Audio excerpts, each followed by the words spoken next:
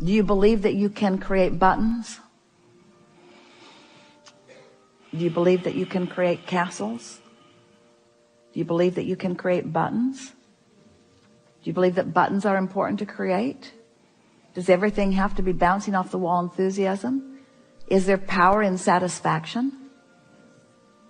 Do you like molding the clay of your mind deliberately?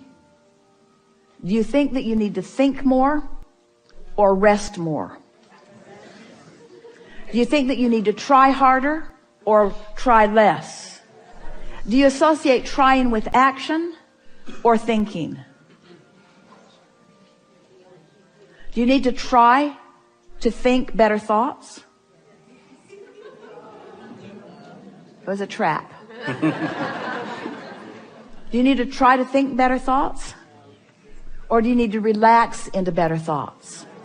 Will the better thought come in the relaxation? Is the better thought already there? Is the better thought a manifestation that will flow into your grid if you will allow it? So, do you think that you get more done with your long list of things you need to do? Or do you get more done by allowing yourself more leeway? If we were standing in your physical shoes, we would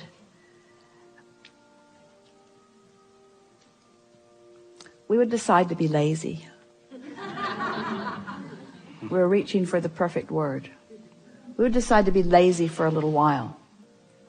Because in your giving yourself permission to be lazy, you're giving yourself permission to allow your grid to fill in with everything that you've already chosen and put into your vortex.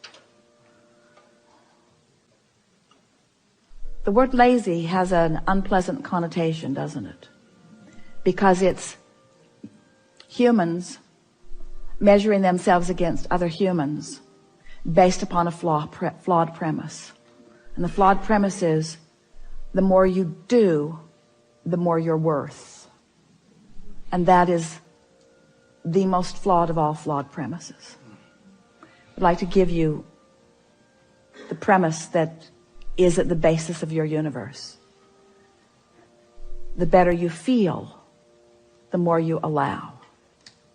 You could not be more deserving. You came as deserving beings into this time-space reality with powerful and clear intent. You've been mixing it up with others and defining what's important, not only to you personally, but important to you on behalf of others. You've included in your vortex the well-being of many others. In some cases, mass consciousness. In some cases, a community. In some cases, a family. But you've included in your vortex a desire for the well-being of far more than your personal self. But it is necessary for you to tend to the well-being of your personal self in order to be a productive advocate for the well-being for anyone else. In other words, you cannot give, or you cannot extend, or you cannot punctuate, or you cannot accentuate, you cannot assist anything that you are not already feeling. Which means, if you are wanting in an altruistic way to be of advantage to everyone you know, you first have got to find a way to be of advantage to yourself. Which means you want to carve out more time to be nicer to yourself. More private time. More time under the bridge. More time where others are not telling you what to do. More time when you are satisfying your own personal intention for things. If we were standing in your physical shoes and someone were to ask you to do something, we would stop in the middle of the request and we would evaluate it completely. And we would say to them, I sincerely desire to accomplish this request that you are offering. And it is my expectation that I will be able to do that since I am in this relationship with you and you are requesting it of me, employer or mate or parent or child or whoever it is. It is my expectation that I will be able to accomplish this. I just have to insert one thing in the foreground of this request. I will accomplish it for you as long as I can first accomplish ease for myself in the process. Really want you to ponder that a little bit. Esther, on one of the earlier cruises, made sure that everyone received an easy button from Staples. Everyone got one. And Esther found a box of them in the attic the other day, and she spread them all around her house because she wants to amplify the ease of things, not the hardness. She wants to no longer justify the well-being that flows to her by pointing out how hard she's working in relationship to others. She wants to emphasize the well-being that's flowing to her by remembering the vibrational alignment that she is achieving. If we were standing in your physical shoes, we would do these things every day, and then anything else that you have time for. We would meditate for 15 minutes every day, which means we would quiet our mind with the simple intention of allowing our cork to float. We would go outside no matter what the weather, and we'd move around in it in appreciation of this planet. We would look up and around, and we would find things to acknowledge, and we would talk about them right out loud. Esther walks through her gardens and says to everything, "You are my favorite. You are my favorite. You are my favorite. You are my favorite. You are my favorite stone on the pathway.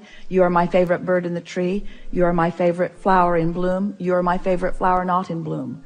You are my favorite tree. You are my favorite bush. You are my favorite frog. You are my favorite frog. You kept me awake all night, but you are still my favorite frog." In other words,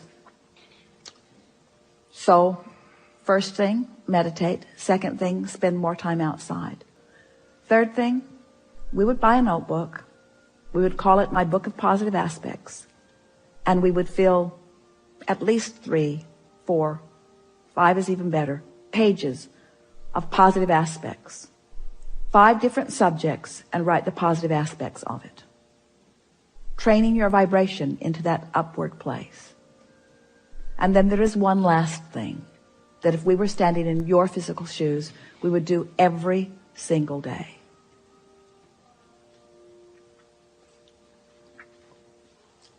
We would look upward and outward. It's best if you do it outside or standing at a window. And we would acknowledge that there are universal forces that are focused right at you. We would acknowledge by calling it by name, if you have a name that you like. And we would say, "I acknowledge that I am the object of your positive attention, and I'm appreciating your continual gaze on behalf of my well-being. And today, no matter where I am, no matter where I am going, no matter what I am doing, and no matter who I am doing it with, I will be in conscious awareness that you too are there with me, appreciating me, supporting me, assisting me, acknowledging me, inspiring me,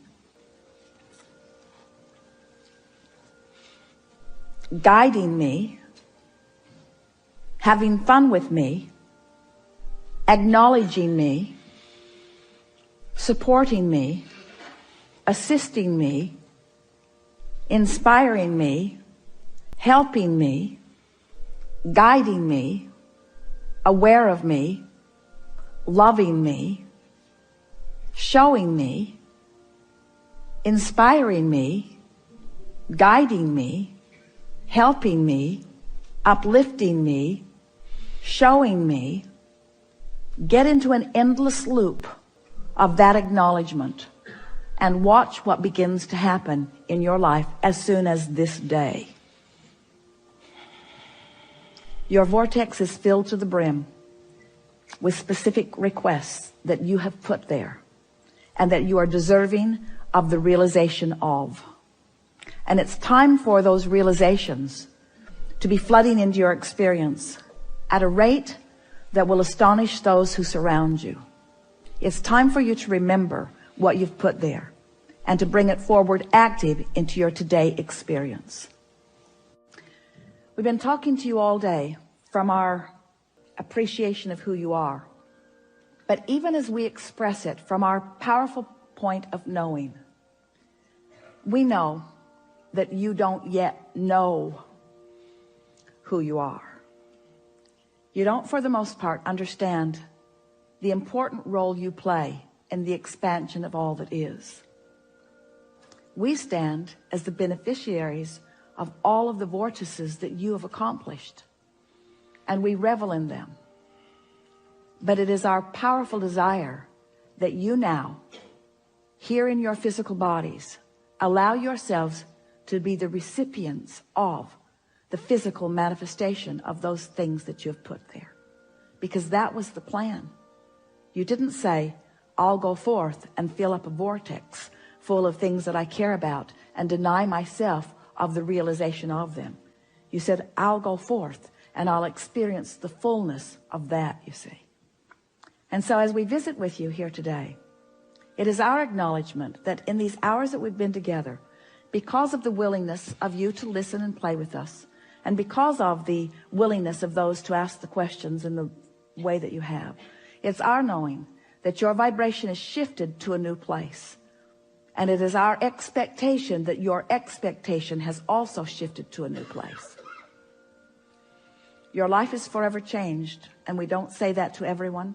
We don't say it every seminar. We don't say it every time, but it is true today. Watch for the evidence of it. There is great love here for you.